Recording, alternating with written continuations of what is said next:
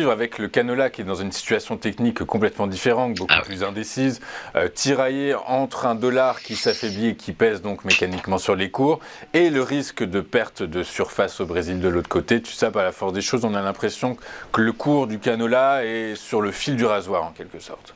Il a défini deux bornes en fait.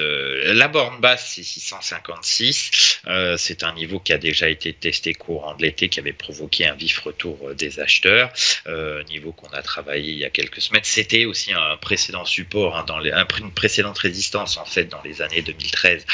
C'est un niveau donc qui est polaire, qui était anciennement résistance, qui est devenu support. C'est un niveau d'articulation de moyen terme très puissant.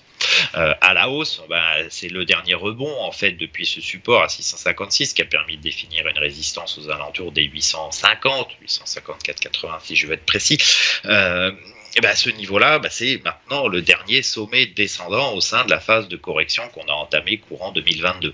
C'est donc un niveau clé puisque lorsqu'il oscille est franchi, vous annulez la succession de sommets descendants et donc vous rebasculez sur quelque chose qui retrouve peut-être un petit peu de tonus. Donc on a fait la borne basse il n'y a pas longtemps. Probablement qu'on doit aller chercher la borne haute aux alentours donc des 850.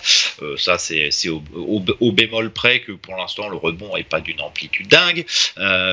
Et tout état de cause, ça veut dire quoi ? Ça veut dire que si on clôturait sous 656, c'est la dynamique de correction, la dynamique baissière en place depuis 2022 qui garderait sa domination et on repasserait alors par une nouvelle phase a priori d'accélération baissière à moyen terme avec un parcours beaucoup plus torturé.